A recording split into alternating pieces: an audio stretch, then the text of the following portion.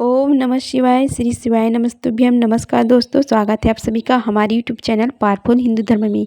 आज हम आप सभी को सोमवार व्रत की कथा का रसपान कराएंगे तथा उसकी महत्व और उपाय के बारे में आप सभी को बताएंगे। आइए जानते हैं सोमवार व्रत की महत्व के बारे में। सोमवार के दिन भगवान शंकर को समर्पित होता है। आज के दिन भक्त भोलेनाथ को प्रसन्न करने के लिए विशेष पूजा अर्चना करते हैं।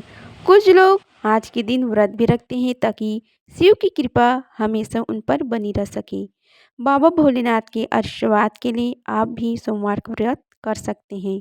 तो शिव व्रत का कथा को पढ़कर या सुनकर इस उपवास को पूरा करिए। आइए जानते हैं सोमवार व्रत की विधि के बारे में।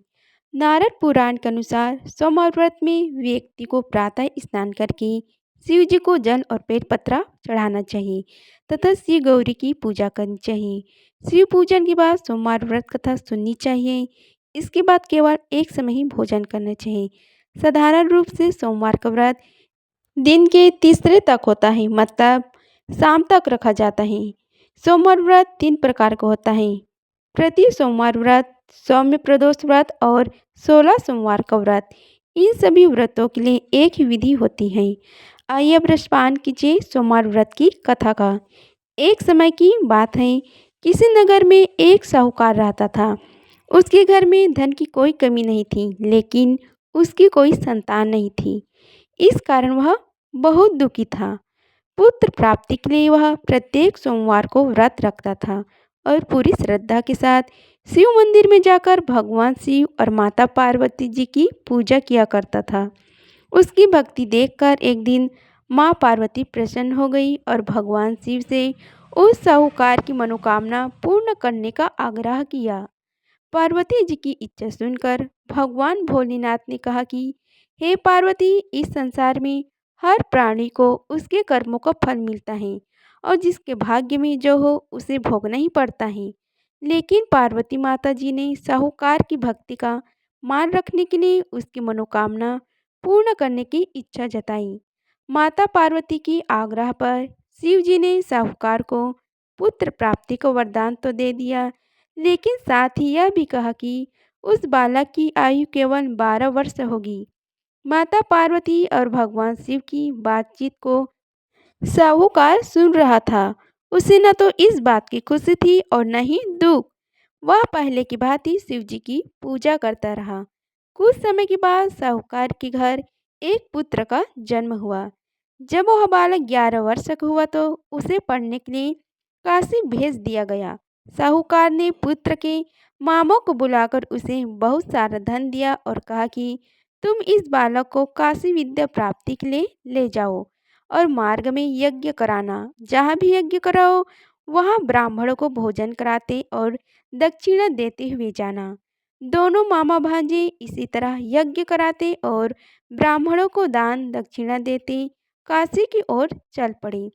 रात में एक नगर पड़ा, जहाँ नगर के राजा की कन्या का विवाह था। लेकिन जिस राजकुमार से उसका विवाह होने वाला था वह एक आँख से काना था। राजकुमार के पिता ने अपने पुत्र के कानो होने की बात को छुपाने के लिए एक चाल सोची। साहूकार के पुत्र को देखकर उसने मन में एक विचार आया। उसने सोचा, क्यों न इस लड़के को दुल्हा बनाकर राजकुमारी से विवाह करा दूं। विवाह के बाद इसको धन देकर विदा कर दूंगा और राजकुमारी को अपनी नगर ले जाऊंगा। लड़कों को दूल्हे के वस्त्र पहनाकर राजकुमारी से विवाह करा दिया गया। लेकिन साहूकार का पुत्र ईमानदार था। उसे यह बात न्याय संगत नहीं लगी। उसने अवसर पाकर राजकुमार की चुन्नी के पल्ले पर लिखा कि तुम्हारा विवाह तो मेरे साथ हुआ है, लेकिन जिन राजकुमार के संग तुम्हें भेजा जाएगा वह एक आँख से काना है। मैं तो काशी पढ़ने जा रहा हूँ।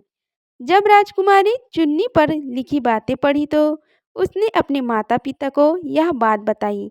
राजा ने अपनी पुत्री को विदा नहीं किया, जिससे बारात वापस चली गई। दूसरी ओर साहूकार का लड़का और उसका मामा काशी पहुँचे और वहां जाकर उन्होंने यज्ञ किया। जिस दिन लड़के की आयु 12 साल की हुई उसी दिन यज्ञ रखा गया। लड़के ने अपने मामा से कहा कि मेरी तबीयत कुछ ठीक नहीं है। मामा ने कहा कि तुम अंदर जाकर सो जाओ। शिव जी के वरदान अनुसार कुछ देर में उस बालक के प्राण निकल गए। नृत्यभाजा को देख उसके मामा ने विलाप शुरू किया। संयोगवश उसी समय शिव जी और माता पार्वती उधर से जा रहे थे। पार्वती ने भगवान शंकर से कहा कि हे स्वामी, मुझे इसके रोने की स्वर सहन नहीं हो रहा है। आप इस व्यक्ति के कष्ट को अवश्य दूर करें। जब शिवजी मृत बालक के समीप गए तो वह बोले कि यह उसी साहूकार का पुत्र है जिसे मैंने 12 वर्ष की आयु का वरदान दिया था। अब इसकी आयु पूरी हो चुकी है। लेकिन मातृभाव से विभोर माता पार्वती ने कहा कि हे महादेव, आप इस बालक को और आयु देने की कृपा करें, अन्यथा इसके योग में इसके माता पिता भी तड़प तड़प कर मर जाएंगे। माता पार्वती के आग्रह पर भगवान शिव ने उस लड़के को जीवित होने का वरदान दिया। शिव जी की कृपा से वह लड़का जीवित हो गया। शिक्षा समाप्त कर लड़का मामा के साथ अपने नगर की ओर चल दिया। दोनों चलते हुए उसी नगर में पहुँचे जहाँ उसका विवाह हुआ था। उसी नगर में भी उन्होंने यज्ञ का आयोजन किया। उस लड़के के ससुर ने उसे पहचान लिया और महल में ले जाकर उसकी खातिरदारी की और अपनी पुत्री को विदा किया। इधर साहूकार और उसकी पत्नी भूखे प्यासे रहकर बेटे की प्रतीक्षा कर रहे थे। उन्हें प्रण कर रखा था कि यदि उन्हें अपने बेटे की मृत्यु का समाचार मिला तो वह भी अपने प्राण त्याग देंगी। परंतु अपने बेटे की जीवित होने का समाचार पाकर वह बेहद प्रसन्न हुए। उसी रात भगवान शिव ने व्यापारी के स्वप्न में आकर कहा कि हे श्रेष्ठा, मैंने तेरे सोमवार के व्रत करने और व्रत कथा सुनने से प्रसन्न होकर तेरे पुत्र को लंबी आयु प्रदान की है। इसी प्रकार जो कोई सोमवार व्रत करता है या कथा सुनता है और पढ़ता है, उसके सभी दुख दूर होते हैं और समस्त मनोकामनाएं पूर्ण होती हैं।